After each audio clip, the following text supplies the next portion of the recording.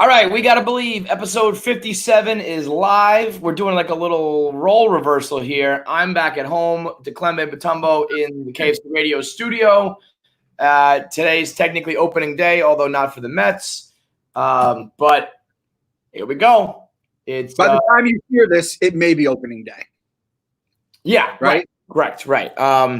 First, before we even get into baseball, Clem, your thoughts on Subway? Are they a sponsor? No. They're going to be a sponsor? I don't want to get snacking off here, but I hate Subway. I despise it. Anytime Subway is an option. Kevin, we live in New York, the home of the best bread in the universe. We live in a place where Boar's Head is available at any deli. At this point, grocery stores even carry it. And going to Subway is like going for Domino's for pizza. No, it's not. First Whoa, of all, I will allow any sort of Subway opinions you want, except talking shit about the bread. I mean, the bread, I don't even know what it's made from. It's certainly not natural. It's some sort of synthetic compound, but it is delicious bread. It's soft and fluffy, and that smell when they're baking it, the plastic and the whatever they put in there. Fuck off the bread. Subway has phenomenal bread, phenomenal toppings, phenomenal sauces. All the rest, the actual meat and shit like that, not good. But I don't even care about that. And you know what, Clem? You say this. Going to Domino's in New York City with the pizza we've got, that stands because there's great pizza everywhere. There's really not that many good delis. Like, New York is not a good deli city, I don't think. I think Jersey's way better. When you want like a good Italian deli, you can find the Jewish delis, but I don't want like the 5-6 inches of like what do they serve? Pastrami and shit like that. That's not what I'm looking for. I'm looking for like chicken cutlets and Italian combos, and that's really not that good for New York. It's a weird like hole that we're lacking. No, you're right. So listen, it's a deli thing. New York, when I moved to Queens years ago, I was like, oh man, the deli's gonna be off the fucking. Do they still stay off the hook, the kids? Because I thought at that point, off the hook might have already been dead. I thought the delis were going to be the bomb. It was going to be fat. They were fat. But by me, like the delis, it's like, that Bronx bread kind of deli where it's like the crispy crust and the soft inside. So New York, if you go to like the right sandwich shop, you'll get good bread. Go to where like Large tells you to go. And those places. By the way, I'm not saying that Subway is like the best deli in the world. If I want to go, if I go to Fiore's, if I go to Biancamano's, if I go to all these places in Hoboken, they blow them out of the fucking water. There is one by me in Tuckahoe called like Villa something or other. There are good delis. Yeah. Listen, I don't give a fuck. Chemicals in our bread. If this is a yoga mat, fucking more power to them. I don't give a shit. It's soft and fluffy and delicious. I'm with you. You could tell me the cheesy bread is made from aborted fetuses at Domino's. I'm going to eat it. I fucking love that. It's so goddamn good. That's what I always say. Domino's, I was talking to Bert Kreischer. I responded to his tweet the other day. He said, scale of 1 to 10, what's Domino's? The pizza's a 0. The cheesy bread's a fucking 11. Because, I can go to a pizzeria around here anywhere in New York and get better pizza, but I can't go to a pizzeria and get cheesy bread. I can get breadsticks. I can get some sort of combo, some sort of likeness, but cheesy bread is it's in a class all its own. Yeah. So again, Subway, that smell, I could do like maybe a meatball if I don't. No. That's the other problem. When the people who get like cheesesteaks at Subway, the meatballs, the tuna fish, those weird chicken strips. No, what you got to do is just get mediocre cold cuts. I'm not saying that the ham and the turkey is all good, but the pepperoni and the salami, those are meats that doesn't matter. I don't care what the quality is, and you dress it up with the topping. Listen, Chipotle Southwest sauce. Oh my God, I could take a bath in that shit. Don't give me. As an Italian, as a Guinea, you're going to tell me you like the meatballs from Subway? No, it's just I think there's certain things you spend a little extra money on. Cold cuts is one of them. Hot dogs is another. Shout out, yesterday was hot dog day. Our people Feltmans. That's the good hot dogs. You got to get good hot dogs. You can't get bad cold cuts. You can't get bad hot dogs. So I don't get bad meatballs. I mean, it's whatever. It's meatball. You said it has sauce on it. I'll throw some pepperoni, which is so jacked up with salt and preservatives. Like, it makes no fucking difference. I just don't want to have it. I like the taste of boar's head turkey. I like the taste of it, and it's like I don't want to fuck around with that. So, and the other thing is, like you said, like the chipotle sauce, stuff like that. Which I'm not a regular mayo guy. Chipotle mayo, just throw a little season. I don't like the taste of regular mayo. And the bread too. You get like the Italian breads or whatever at Subway. The breads are fine. I'm just saying. I'm a deli guy. I live in a very Italian town where if you open a store, it's either a pizzeria or a deli. It's like all we open here. That's why I am the size I am. You guys wonder why? You guys come with me for. I'll knock the skinny off your skinny fat ass real quick. I love it. Also, before we get to baseball, did you catch Versus last night? Yep. We talked about it. I was on Barstool Breakfast with Large today. Snoop versus DMX. What a 2 hours that was. I mean, I have been waxing poetic on all my various shows for months now. I love Versus. I think it's one of the best ideas ever. I think it's some of the best internet content ever. I think it's some of the best hip hop moments ever. Last night, Snoop and X. DMX looking healthy, by the way. Not good, but he's not skinny. You know what I mean? He's fat, but that's a good sign. He was out of gas. I mean, he wanted to go. He wanted to go to bed, bro. But I knew this was going to be the case. But watching it play out, watching just how many hits Snoop has is fucking insanity. DMX came in hot. DMX came in with like 4 really good classic DMX songs, and he didn't even sniff a victory in any of those rounds because Snoop came out with like What's My Name, Gin and Juice, fucking drop. I mean, he came in so fucking hot. It was like, I think Jay-Z is the only person who could go toe to toe with Snoop. That's what I said. I said Jay-Z would be the only fair fight. It's like a heavyweight, like DMX is like whatever is like a light heavyweight. Like I love DMX too. And I know people are saying on Twitter, he's almost a product of like the Def Jam, what they had available, where Snoop had fucking Dr. Dre. Yeah. And he had some stuff after Dre, but you just throw Doggy Style in, you throw his Chronic stuff, you throw 2001, even some of the No Limit stuff holds up, stuff he just was a verse on. It's Snoop. It's crazy too, because I think the younger generation, Snoop has become the Cheech and Chong. He's become like Cheech for them. Where he's just a happy weed guy. That guy was fucking lyricist genius. Genius. Even if you view him as a rapper, people still think of it as like Drop It Like It's Hot, which is like a cool song, but it's kind of like pop music in a way. And then he drops like 2 of America's Most Wanted or some of that shit where he was talking like gangster rap. And Murder Was the Case. Murder Was the Case. He started with Deep Cover, and it was like, oh boy, like we're coming in, we're doing rap fucking music here. So he's done it all. It's a testament to what can happen if you stay alive as a rapper. You know what I mean? Like if you came from that era and you're lucky enough to be a Jay-Z or a Snoop or even a Dre who just like had years and years and years to evolve and change. But how about this? First of all, I think X should have done Eminem. There was rumors about that. I think Eminem said he would have done it with DMX, and then I think that would be like angry, nasty music from the late 90s that, can kind of go toe-to-toe. How about for Snoop? Jay-Z probably would be the only guy catalog-wise, but how about 50 Cent? You do a little East versus West with Dr. Dre production.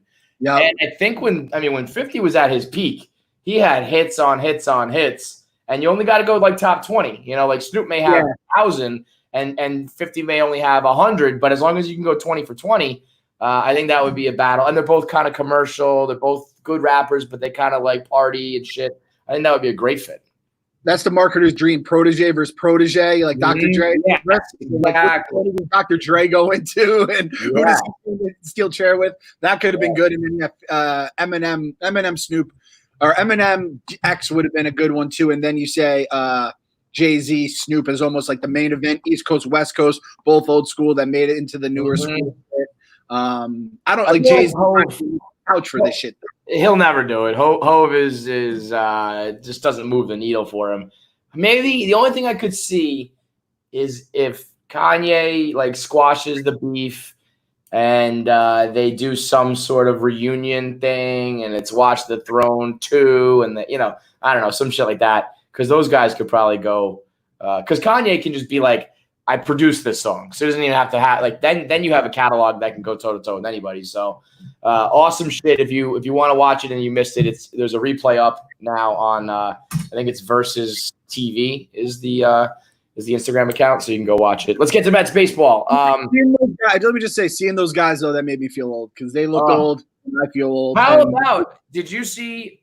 I tweeted this out, and once you see it and you watch it, Snoop and Marty Mush are identical. The way they move and the way they're hunched over and they're so lanky and they're dancing and they're goofy and shit. I mean, Snoop is Marty. Marty is Snoop. And if you watch that whole thing with Marty in mind, it's fucking hilarious. That fucked me up. Big time. Yeah, we need a Marty Mush Halloween costume. No blackface, but everything else. Get the dreads, get the outfit, the whole nine. Oh, and my favorite part of the Versus last night was when Snoop. Did you see like towards the end when he launched into the BET Awards tirade? Yeah. You ain't got no love for the West Coast of Snoop Dogg and Dr. Dre. I was like, oh man, this is amazing. Okay, baseball time. Speaking of amazing. Tomorrow, opening day for the Mets. I did this thing. I did this thing in the old noggin up here, Clem. I started to drink the Cohen Kool-Aid. So that started to make me happy and excited. And I started to break my cardinal rule. Started to let myself get confident. I started to think about this team in a positive manner. And I started to think, Rendon's out of the division. The Braves didn't make any moves. They also lost a couple pieces. Wow, you look at our lineup. It's fucking good. It's the best lineup we've had since like 2006.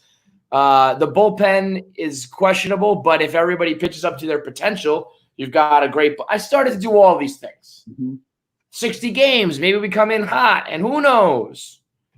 And then in a matter of like bam, bam, bam, bam, Stroman gets hurt, Gazelman gets hurt, Mookie Betts goes to the Dodgers, stays with the Dodgers, and all of a sudden it was like I had visions of Steve Cohen signing Mookie Betts, all these guys being healthy and coming off of a playoff appearance in the 60-game season. And I quickly realized, what are you doing, Kevin? We're not a good team. We're not a good franchise. Steve Cohen's not here yet. We're still always snake bit by injuries. No, we're not the best team in this division. The defending World Series champs are still here. The Braves are still a high-quality franchise. We're going to be terrible. We're going to be awful, Clem. The Phillies have a manager with a binder and a brain. Who you just forgot about that. I mean, come on. We're going to finish just barely ahead of the Marlins. The Stroman thing was such a kick in the dick because, like, again, we've talked about it on the pod. Like, I love him. I think he's like an electric dude. And I do think he can be a good pitcher. I don't think he's a great pitcher. I feel much better if he was our 3, if Noah had been healthy. But like to lose Noah at the beginning of the quarantine, to lose Stroman right before opening day, it's just so goddamn Mets. And I'm trying to be the positive one. I was coming into this podcast this season preview feeling pretty good. Like, hey, at least we had to watch Pete hit the shit out of the ball. Mm-hmm. If we can slug or one of those guys at the end with Waka, Porcello is pretty good. Matt's, like I'm just like resigned to Matt's being like the updated Ali Perez who just drives me crazy. I'm not saying the lows and the highs, but he just drives me nuts. Mm-hmm. He's now our 2. I checked your feed multiple times last night. I thought you might have dropped the console on us last night. Believe me, I thought about it. And I think I'll be quick with the trigger because you lose 5 games. That's the equivalent of losing like 15 games. Yep. It's coming.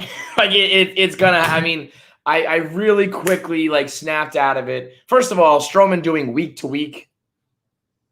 Terrible idea. I know you can't. I mean, if you miss any significant time with surgery in a 60-game season, this season is over. But his seasons, when you do day to day, in this case week to week, the Mets never handle that well. I mean, remember the infamous Beltran oblique day to day, and next thing you know, he's missed half the season. Same thing with Reyes day to day with his back. We never saw him again. It's not a good plan. And then, I mean, the pitching I think was going to be suspect anyway. Without Syndergaard. And, I mean, Ricky Two-Freds looked awful against the Yankees. Waka is, like washed up, classic Mets signing, trying to recapture some lightning in a bottle. So, I mean, it's really just DeGrom now. It really Yep. is. I mean, that we're back to the days of when we got like one when it was Glavin Main pray for rain, and it was really basically just Glavin. That's what we're back to, and it just made me I gotta reset, get back in the right frame of mind, get ready with the console, and just continue to pray for better days with Steve Cohen, because getting our hopes up now is crazy. I mean, I know this sounds silly. I know people were laughing at us like, oh my God, the Mets fans are like ready to console already. But there are some problems with this team. I mean, like Ron Darling said, if they don't make the playoffs, it's a failure. I don't know if we're there yet. I mean, I think the lineup is really good. I'll say that if the lineup is not a strong offensive like juggernaut, that would be a failure.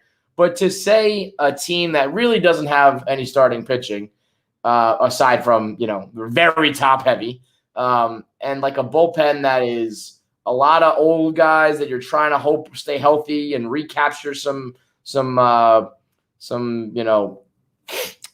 good play. I don't think we can be throwing around like it's playoffs or bust right now with this team. I think it's still too early. I thought that was crazy for Darling to say, especially as the pitching guy too. Like, right. And look, I love that lineup. You look at that lineup, even with Robinson fucking. That was the other thing. That was the other thing. I was like, oh, okay. Luis Rojas, like same as everyone fucking before him. We got Robinson Cano batting third. What's going on? And then how about that excuse? How about that reasoning? They were just like, oh, he's more comfortable batting third, and we got to get him more at bats because he missed time. It's like, what are you talking about? He's more comfortable because he's on the bench after he grounds out meekly to second base. So he could just sit on the bench. That's why he's fucking more comfortable. Oh, it drives me fucking crazy. And it has some sort of escalator where he gets like 3 more years on the deal if he bats anywhere but third. Right. Because it didn't make sense last year, let alone this year after last year. I would be mad if he was batting like 6th. I think like he needs to be like first. I don't think he should be playing at all. But I mean, to bat him third when you've got some young and or like monster bats. It goes against like I would love to see like an sabermetricians like where Robinson Cano should be. They should be like 10th in Seattle. Yeah, right. I mean, and then infuriating. Yeah, we don't even have our super utility guy that was supposed to fill in because Jed Lowry just went not a distraction though. He trended on Twitter in New York as soon as the injury was announced. They narrowed it down to a left knee was what the excuse was, not left side. I mean, we'll just say we're going to see him again. This is almost like better the way it worked out. 60-day season. Jed Lowry, there's no chance he's coming back within 60 days. Just fucking get him out of my life. It's another punchline. Throw it on the pile. The tire fire burning bright in city. He's got. I felt Jed Lowry drove me nuts when we first signed him, and he got hurt, especially when LeMahieu was batting like 500, and then he got then it was like chronic. And I started to feel bad for him. Like, wow, this guy is like, it sucks. And then it's like a Family Guy joke. It went on too long, and then it kept going and became funny again. It's like now I'm back to full-blown making fun of him, and I don't care because it's just comical. Like, what could possibly still be wrong with this dude? So, like a lot of that stuff just made me – our manager's still an idiot. Robinson Cano's still here getting prominent at bats. Jed Lowry's still hurt. Our starting pitching's a mess. Our bullpen's a huge question mark. Everything is still same old Mets until proven otherwise. It's crazy too because right before we went live, they announced I think like the rosters and stuff like that, and Oswalt made the team over Peterson, and everyone's like freaking out about that. And I'm like, we're even upset about the quadruple A pitcher as our fifth starter when every other team has their full rotation because they haven't played a fucking game in months. Everyone's like, no, we're fine. Like, and the Mets are like, we're all fighting each other in a civil war about shitty pitchers that suck anyway. And Anthony K's in goddamn Toronto because we got 11 games out of Marcus Stroman when it's all said and done. Tony buckets and Kalenic's hitting balls that sound like he's hitting them with like aluminum bats. It's just sickening. I mean, so now I'm like, I went from, we should be the best offense in the division and like, maybe Ron's right, we'll make the playoffs to Like, let's just make sure we're better than the Marlins. Please be better than the Marlins. And by the way, though, I mean, if they do this ridiculous 16-team postseason, I mean, that shit drives me nuts. It's very similar to the one-game playoff where it's like you got these fans who are like, well, we're a playoff contender. It's like, well, 5 games under 500. You're not really a contender. It's just that we changed the goddamn rules to accommodate everyone. I do think it's smart from a ratings and interest point of view. In a 60-game season, you get off to a slow start, it's a fucking wrap. If half the league makes the playoffs, then it doesn't matter how slow of a start you get off to. You can still be in the mix. So I get why they're doing it, but enough rules have changed and enough shit's going to be wacky. I don't think we need to do 16 playoff teams too. It's like the Zion thing with the NBA where it's like, all right, of course you like made it so the Pelicans are one of the teams competing for it. You just had to get the ratings in. I want this season to be as much of a clown show, shit factory. Other than I don't want the Mets to be hanging around and then Brody mortgages even more of the future when he's not going to be around for it. Other than that, make this World Series or whatever, the Corona Series, as fake as possible, because the only thing that matters in the year 2020 is if Steve Cohen buys the Mets or not. I don't give a fuck about if we could go 60-0 and blitz way to the fucking Corona Series. I do not care about that because it's not going to be a fucking thing anyway. I just want my team to be healthy next year. I want Jacob deGrom to make it through this season after his 12 starts as fine as possible. If Stroman comes back maybe on a cheaper deal because he likes it here and he has to prove his worth, that's a good thing too, I guess. Yep. But Steve Cohen taking over the Mets is the only thing that matters. Yep. Amen, brother. I mean, last week we talked about the hit piece and no, about the hit piece. That was before the hit piece. Oh, was it? Okay. So the Daily News hit piece came out. I have no problem going as far as to say I think that was like a commissioned article. I think that other groups in the bidding were looking to start slinging some mud, and I feel like that was like a favor or someone who knows someone picked up the phone and said, hey, if you want to write an article about Steve Cohen, we would certainly repost it. I have never seen, and I know we have ties to everyone involved in this, but I mean, you want to talk about clown show. The J-Rod group is, desperation is a stinky cologne, man. From the Daily News hit piece, which was just a bad article. Like, it's not that it's about the guy who I like. It was a poorly written article, poorly researched, trying to play the race card on a guy who has a Puerto Rican wife and mixed race kids is insanity. Trying to play he's a shady billionaire when you also have a shady billionaire and one of the biggest, probably most corrupt corporate banks in America backing you. Having Bradley Beal tweeted out because he's going to pony up, like $2 million to be a fraction of a fraction of a fraction of a percent of an owner. Mason Plumlee writing his blog. That blog was embarrassing. The whole thing. And now it sounds like Rapoli wants to take over A-Rod as like the main investor in this group. Laura Goldman I've seen some tweets from her saying that both owners and like people, everybody involved in baseball is kind of like, are we done with this? Like enough's enough here. Between the salary cap comments from A-Rod and then the hit piece and the scrambling, it's just like, come on. You made your effort. It was a pipe dream to begin with. You're going up against the perfect investor with more money who's doing it in a quiet, proper businessman way. Let's call it a day here, huh, J-Rod?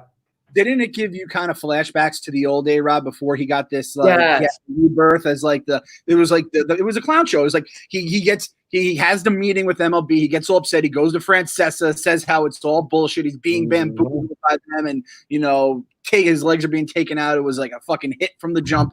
And then it's just a bunch of A-Rod shit. He has all these spinning plates and they all come crashing down. And for a guy who is seems to have it all put together, he has the money, he has the good looks, he's a fucking stud of an athlete. And he's exactly. He always ends up with the burnt down house. I don't understand how he does it every single time. And I'm sure major league owners, we haven't even talked about this.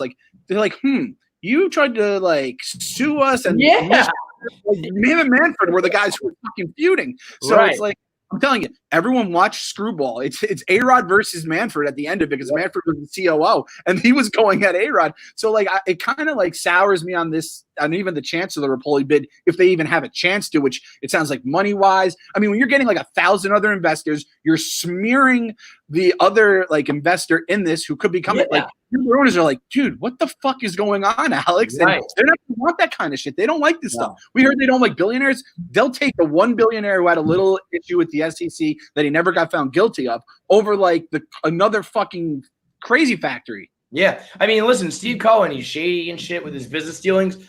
He's quiet. He doesn't say much else. He's not, a loudmouth. He's not going to embarrass the team, with his words or his behavior. A-Rod was suing his own team, suing the league, coming at the commissioner. He decided he embraces a salary cap, which like the players are going to be like, fuck you. I mean, he had every side being like, go fuck yourself.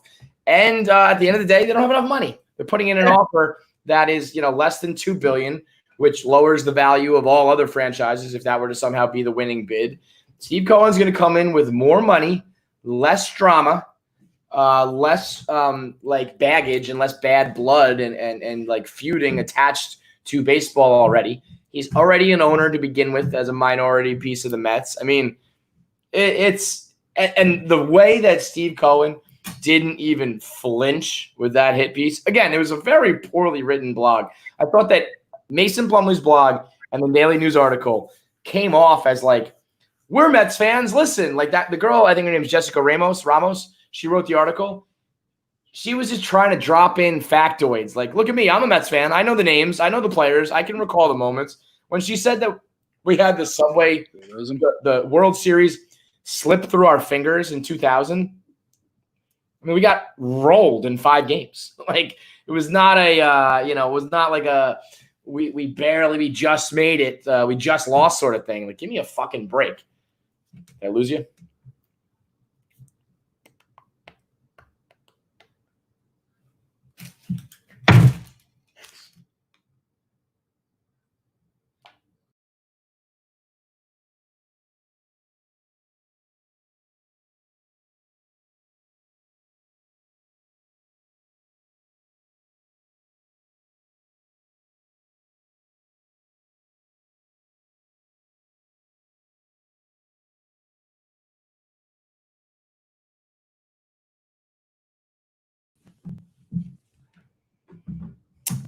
I don't know what's going on. Am I live right now? Let me check Twitter. You guys still seeing me?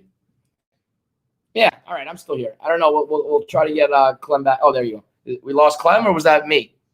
Rose. I don't know what happened there. Okay. So, I mean, long story short, I feel like him not even flinching to that hit piece and owners, writers, and fans alike starting to realize. I mean, did you get to read the Mason Plumlee blog? I think he took it down, but did you get to read that? No. It was. It's like shooting it off. It's like the Creed Bratton Word document. Who's reading that? Nobody's reading that. It was like, especially if you're part of the group. If you're part of the group going for it, it's like, how are you going to slander the guy that's bidding against you? That's what I'm saying. Cohen's probably throwing an extra $100 million on top of it just to dunk on him. I think Bradley Beal likening this to some sort of Black Lives Matter issue is kind of bullshit. And then Mason Plumlee, there he is. He's back. Clem, did you get to read the Mason Plumlee blog? It was so bad. And I'm a bad blogger. And I know bad blogs. So yeah. And like he tried to do this thing where he included tweets that were kind of making fun of him. And I know what he was trying to do and be like, I understand the criticism. Like I'm being, the funny guy who can admit to like the weirdness of, but it was just like so transparent. He called out the 7 line. These guys, they try to talk. So the main thing was Mason Plumlee and Jessica Ramos trying to talk like they were Mets fans as if they know what Mets fans want. Mets fans want a guy with a fuck ton of money who does whatever it takes to lose. Morals don't matter. Society doesn't matter. We're not here to solve race relations. We're not here to push social agendas and progressive movements forward. We just want to spend some money and win some baseball games. So like, he was, he called out the 7 line specifically, like 7 line. Who are you going to back? And I mean, I can't speak for Darren in the 7 line, but I know a lot of those Mets fans would be like, we're going to back Steve Cohen. Like when Mets fans, who do you really want leading the charge? Steve Cohen. That's who we want. I mean, I think like the vast majority of Mets fans would be like, yeah, I have no problem saying it's Steve Cohen. Because when the parade's here, there's going to be all the different races and nationalities are going to be getting drunk as fuck, fucking throwing fucking champagne up together, punch cake all together. You, Clem, if Steve Cohen is the owner, I don't even know if we have cake and punch. I feel like we have like champagne, gourmet. Yeah, we have like the cronuts and like all these fancy pastries of the world, and we have Dom Perignon flowing, not some punch, because we ain't doing no half-ass shit when it comes to Steve Cohen. I'm in. I also like. I think I said this to you the other day. Between the Daily News hit piece, the New York Post, which just completely botched that fucking story with that billionaire, right? Coming in, the fucking dead guy, whatever his name. Did that end up just like not being true? Yeah, like everyone's like, no, not true, 100%. And then it's like the Wilpon that did it. Was it A-Rod? Like how is this going on? I honestly think Steve Cohen. I don't know. I have to look to see what Newsday has done. If Newsday has fucked Steve Cohen, I am putting it out there. I want to be Steve Cohen's official media like mouthpiece. Like when John Heyman says something, it's like the Wilpons. Right. This dumb face is for hire. This blog is for hire, Steve. You don't have to do it. He doesn't respond in any way, which is probably by design and he's probably smart. But if he wanted to, I don't know like how he would do it. Like, yeah, we'll do it. I'll write what you want. I'll tweet what you want. You can have access. I'll do it, whatever you need, because I feel like a well-worded, almost like a Francesa type rant of him just being like, you better bring more than a pea shooter, Rapoli. Because, I mean, if anything, Kyle just said this before you pop back in, I think, if anything, the hit piece, the blogs, the Plumleys, the Beals, the Urlachers, all that shit, that's going to ratchet Steve Cohen up even more. I think, if anything, this is going to make him up his offer, not only because, like, fuck you, I got money, but now they made it personal. I think they had a small chance of Steve Cohen being a businessman and being like, I'll pay $2 billion for this. And then maybe I negotiate, I go to 2.1, whatever. But I'm buying a bad organization that has a lot of problems. And financially speaking, I'm a man of finance. I have my like code that I live by. This is not worth any more than this money. And if those guys are willing to go above that bid, I could see a chance where maybe financially they could win. Now that they've made it like basically insinuating that he's like a problem race-wise and that he's a bad guy, now I think he's like, fuck you. Now I'm doubling my offer to get this, and I am going to go Steinbrenner on you, and I'm going to prove you wrong. And, I mean, if anything, I think this probably backfired way worse. You're right. It's so classic A-Rod, like thinking he's ahead of the game, and then all of a sudden it's all comes crashing down on him. Probably way worse than he was, 2 weeks ago. Let's not forget, he allegedly pissed on Cosby.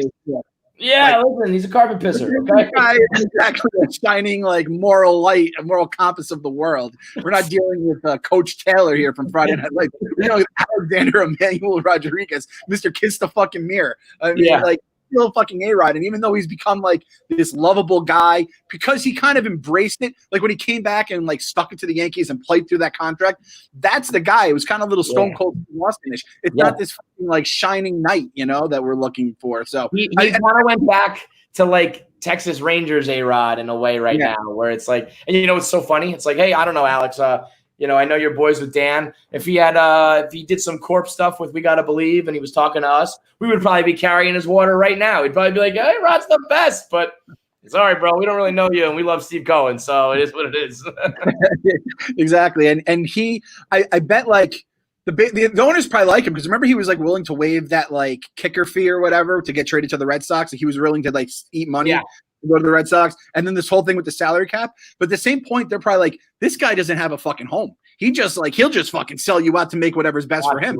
And I don't think they like that. They like guys that are going to fucking play the line. Steve Cohen, we say he's going to spend, and he will spend, but he's also going to listen to like when they just straight up want to bamboozle the players and completely fuck them over like they've been doing. He will fucking play the game with them because he's a billionaire too, right? And he knows if he wants to stay the owner and not like have shit, there's a reason why Steve Cohen probably rubs elbows with other billionaires, and they're all part of the billionaire boys club. So he's Triple H. It's time to play the game. Like he's a badass, but he's kind of corporate. He'll play you right. He'll fuck this guy. He'll spend a boatload on this guy, but he will probably fuck over this other guy who deserves a few more dollars. It's going to be a shrewd business. That's why he's perfect, though. He's perfect, and I do believe he's inevitable. I think all roads lead back to Steve Cohen. Now, I will say, I really thought Cohen's going to win the bid. I still think that's the case. And part of me started to daydream, but really started to believe that the first big splash he was going to make was going to be Mookie Betts.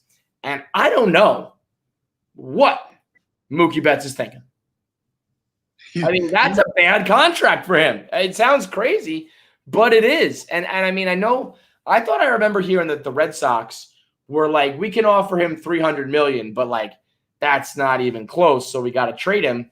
And it turned out to be pretty fucking close. I mean, for Mookie Betts to be having an annual value of $29 million, having a two handle for a player of that magnitude, that's just a bad contract. I mean, right? I mean, it's crazy, but like he's at least got to be in the 30s, and I thought he was going to be pushing 400. I am surprised the agent didn't say, "Hey, let's see." I mean, because everyone knows if Steve's coming, like they know you have to just let him have a shot. Yeah. At the same time, why sign it right now? Just wait until. That was the other thing. Mookie was all about like I want to test the free agent process. I want to be wooed, and why not just wait for that with the potential of a brand new richest man in baseball with a like I want a shiny new toy mentality. And then you can still sign with the Dodgers. It just seemed like unless he's that worried about Corona and a shortened season and how that affects the CBA and yada yada yada. But I thought at least wait.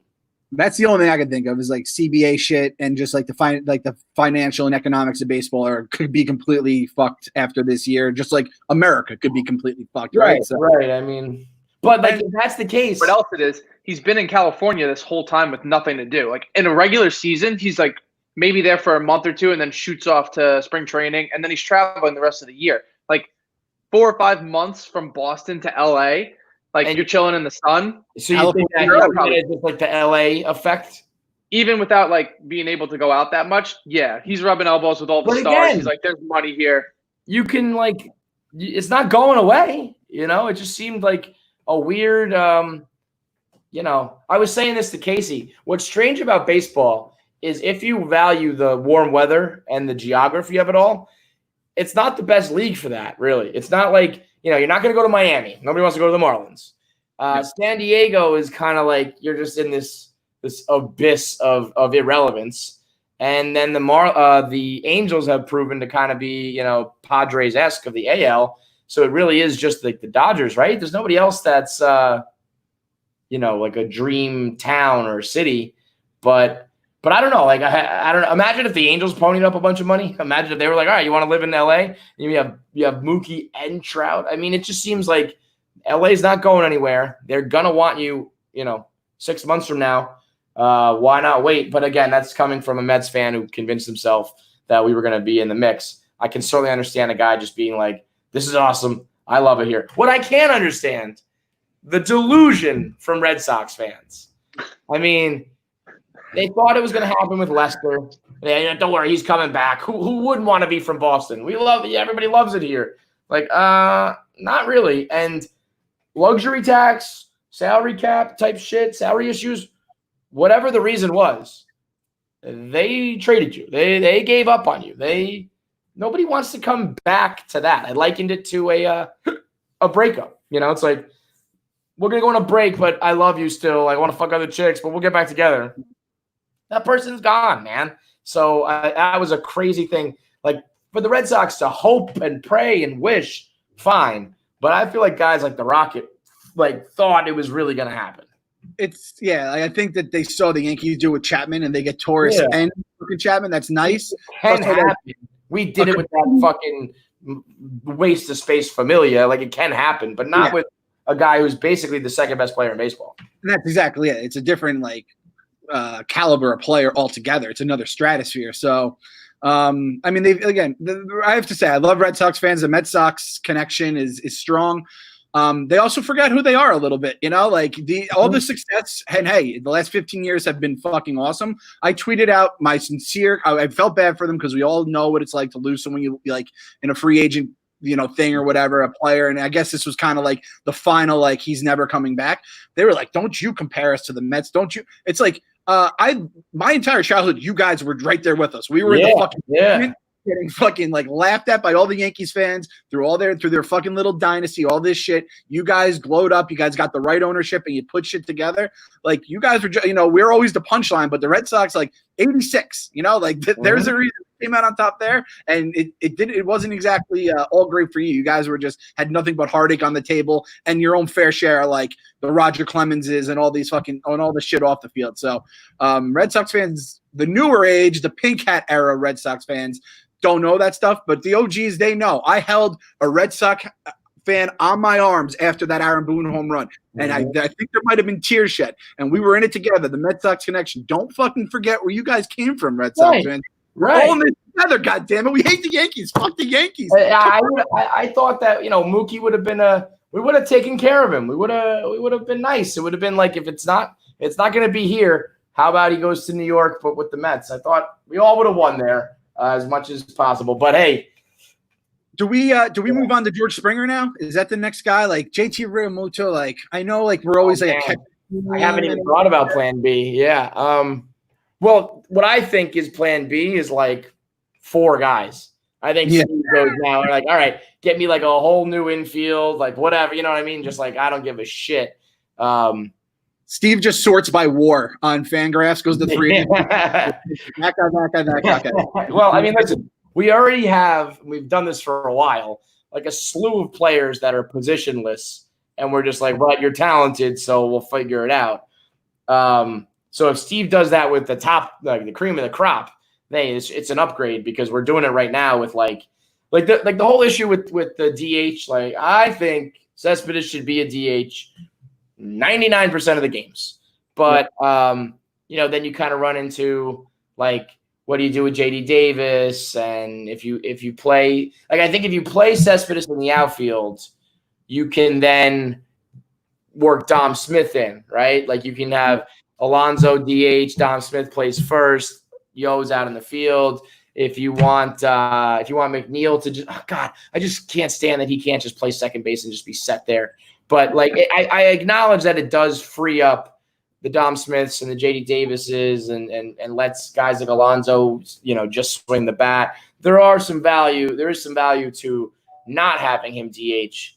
But, if Cespedes is playing well, let's say, and then like hurts himself in the field, that's gonna drive me fucking insane. So I mean, I understand the flexibility of it, but let's just let I think you should let him DH, and if he stinks, if he's not like his old self, then we can talk about it. But let's park him in the DH spot, and if he's like off to a hot start, which like would translate to like a 40 home runs normal season, let's just do that then, right? I don't know, where do you stand on it?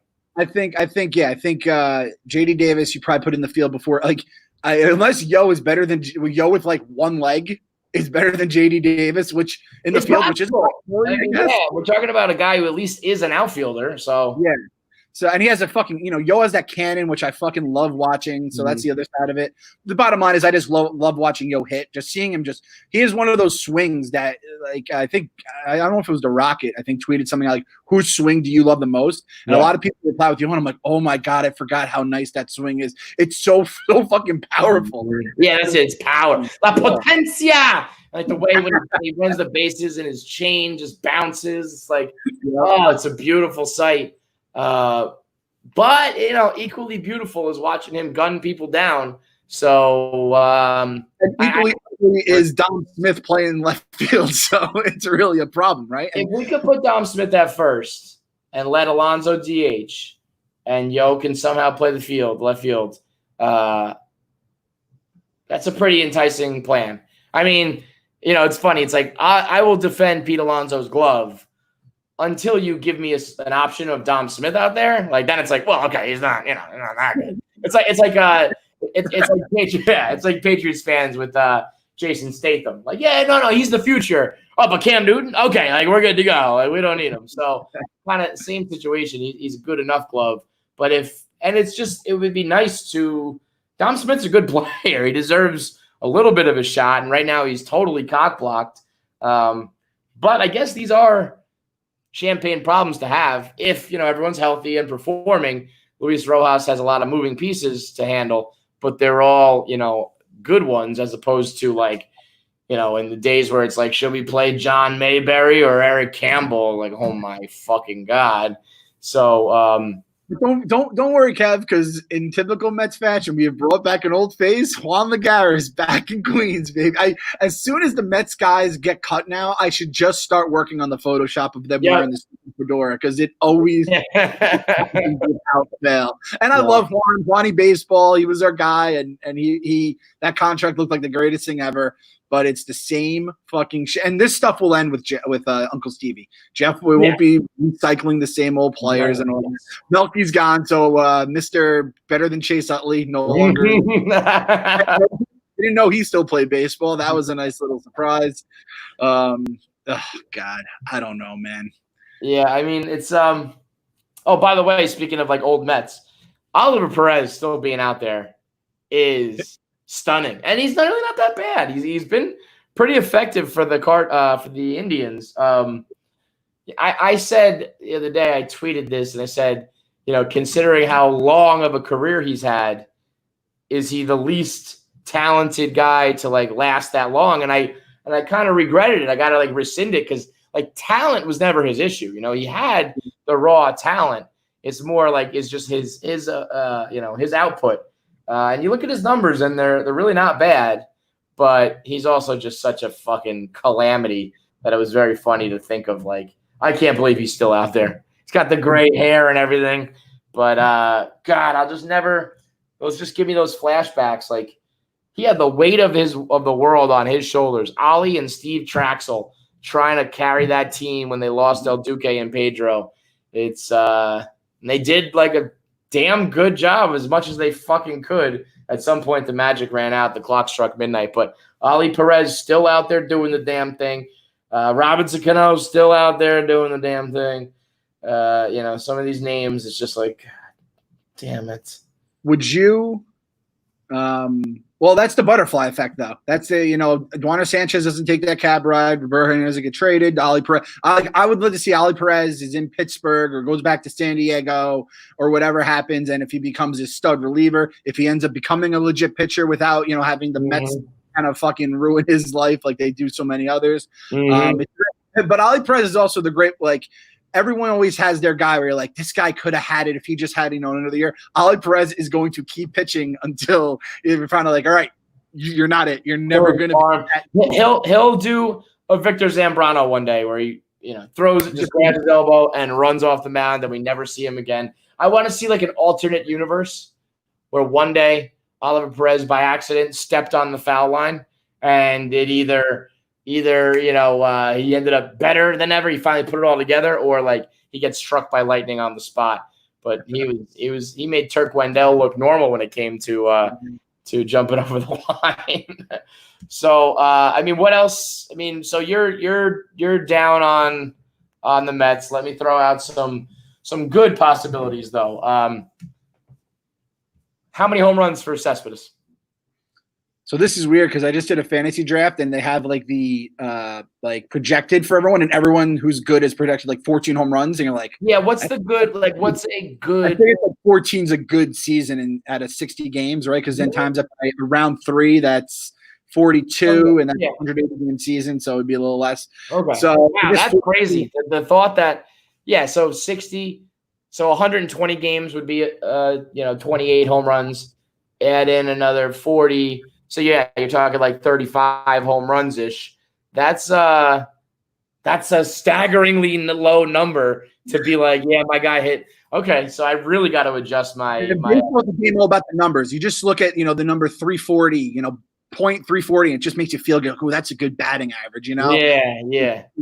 Pete's rookie year, I saw those stats. I was like, holy shit, that was an unbelievable rookie It's a fucking joke, man. If he can get his average up a little bit, which I don't even care if he does or doesn't, but if he can also add average to the mix, watch out. So all right, so Cespedes, let's put at 14 home runs. 8 home runs. I say Yo's gonna hit 8. That's what I think it's gonna be. 8 home runs. I think Pete's gonna hit like 16 though. I think Pete's gonna be an absolute fucking monster out there. You think so? Are you worried at all about like a sophomore slump or regression? The book's out on him. I'm a little worried. The one thing I'm worried about Pete Alonso is I'm a little worried about like this is last year when he came in. He started out humble. He came in like he gets called up and he's like, all right, I'm gonna keep my head down and now this year it's like it's his team. You know, he's the polar bear and he's the star and we're gonna see a lot and we saw it more with pitching because we haven't had any fucking good hitters. But you know it was like, are you going to be a Harvey or are you going to be a DeGrom? And we saw that with Syndergaard. And unfortunately, we saw that he tends to lean towards the Harvey lifestyle and attitude. Like where is Pete going to go? Is he going to be like, I fucking run this town? Because I always talk about being the king of New York. Part of being the king of New York is not acting like you're the king of New York. Let us say that. Let us claim that for you. Let us do the shit talking. The minute that you're doing it, you know, and he does a lot of the right stuff. He does charity and he's always helping kids and all that.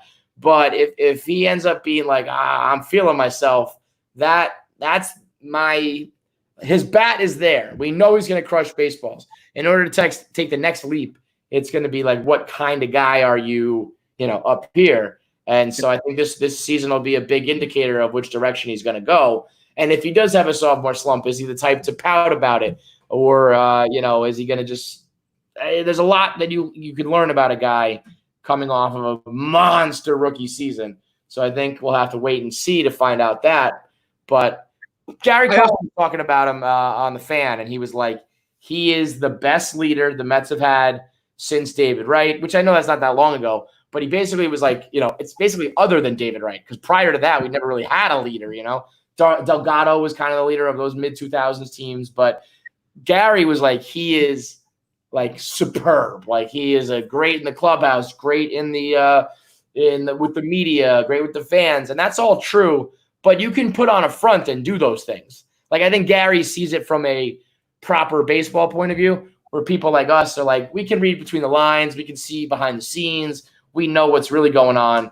Are you actually like that, or are you doing it just to appear that way? I think that's a big difference. So hopefully Pete's the real deal and not just trying to hide, his real feelings. Yeah, and that's the thing is this season's going to have a lot of shit that's going to come up. It's going to be challenging probably for everyone. So this is going to be it's a pressure cooker. So if there's any problems and there's going to be stuff we could never see coming, that's going to come up, especially with the Mets. So it'll be interesting to see Pete. But, Pete was that dude, like every home run was like seventh inning or later or whatever, he's clutch. So let's hope it 9/11 tweets, all that kind of shit that was like, and calling out, people or, kind of putting his ass in line and coming through. So for everything we say about him, until he fucking fails, right? We have to just believe in him. Let's get cocky with the squirrel. Over, under, batting average, 350. Over. Fuck it. Let's get fucking it'll be the Tony Gwynn of the Corona season where it's like he would have batted 400 if he had the whole year. Yeah, I mean, a small sample can kind of fuck you. It can help you or it can fuck you. I feel like he's going to come in hot and we're going to see a high number for him. I think as long as he's healthy, we're going to see him take a step forward. And he's not our hitting coach, by the way, because Chile I don't think is coming because he has like some health issues. I mean, Jeff is the hitting coach. Just like go talk to Jeff McNeil. I think Jeff McNeil. I'm going to say it. I think Jeff McNeil is going to win a batting title. Will Jacob deGrom win a Cy Young? No, you know why? Because voters come down to it. And every time I see a question of who's the best pitcher in baseball, deGrom isn't like the first, second, third guy listed. I'm like, all right, easy. He only does his win Cy Youngs the last 2 years. When people ask like who's the better pitcher, Garrett Cole or Jacob deGrom, it's like, what do you mean? Of course it's the guy who just won back-to-back fucking Cy Youngs. Like, I feel like every pitcher would say that. Maybe it's because he's quiet. Maybe it's because he wears a Mets uniform. But, I mean, what else does the guy have to do to get your respect? Yeah, it's crazy. So only because of the voters, I say no. I think he'll be just fine, even though he had a slow start last year. And then obviously 2 weeks into the season, who is our closer? I'm assuming Diaz is going to be given, the chance. You see Skinny Camellia looked pretty good out there. Yeah. I think there's a better chance. I think 2 weeks into the season, my guess is Lugo will be closing games. Yeah. I feel bad for Lugo too, because he could be a starter right now for us, and it's just not going to happen. You know what I mean? I think Diaz will be given a shot. I keep saying, like, he's got to bounce back. There's no way he can do that again. I unfortunately think he's going to struggle, but I think that Seth Lugo will get that job and not look back. But if Betances is healthy, which looked like he was, right? He was hitting like 92 or some shit on the gun. Familia, I think Familia's done. I don't think people keep being like, if he performs like he did 2015 is 5 years ago, folks. We're not talking about like if he can recapture last week's fucking performance. It's a long time ago when he was a dominant closer, and even then we all know, if you're watching the games, it was a tightrope. But I'll give it to you. He's got the potential. Betances, if he's healthy, Lugo, Diaz. Who's your guy? Do you have a guy for this season? I still got to ride with JD, but if I'm to pick a new guy, no, JD is still my guy at the moment. My guy's Brock. I still love Lugo, but Brock, I think he probably has coronavirus. They're not saying why he's not in camp. I just really say it's coronavirus. Mm-hmm. So I'm a Brock guy. So hopefully he doesn't have like fucking inflamed lungs and can't breathe anymore. But as of now, soft, my guy, Brad Brock. The Rocks, all that kind of stuff. I'm just looking through the roster. Mad Dog Hughes is on the list of potential guys. We love our guy. Mad Dog with the crazy eyes, Jared Hughes. Oh, yeah. Yeah, Mad Dog will be don't get me wrong, he'll be absolutely terrible, but he might be my guy. I have an irrational, unfair dislike for Brandon Nimmo. I'd love for him to win me over by just being awesome. Ricky Two Freds I love, but I think it's going to be tough for him to be, my guy if he's absolutely terrible. Who is homeboy? Jake Rame? Remember him? Is he back? Is he? Yeah, he's gone. I always had. Yeah, that's what I call him. He's right. No, so in that case, kid, Jimenez, that kid got the prospect, Andres Jimenez, made the opening day roster. Yeah, that's a good. I can't decide on a guy if I haven't seen him yet. So at the moment, JD runs now. 877 runs now is my guy, but it's open. Write-in ballots are available for the 2020 KFC guy. So if you want to do it, make it happen. I got to go pop over to radio. That's it for us. But tomorrow we will be doing a pregame stream and a postgame stream for opening day. It's a 4:10 first pitch. So around 3:30, me and DeClembe will be going live. We tried that a couple times last year, if you remember, back when we were using StreamYard before fucking Corona popped off. But so now we've kind of perfected it a little bit. So we'll be on a StreamYard live stream. Day game dogs, baby. Day game glizzies. The day game glizzies, in fact.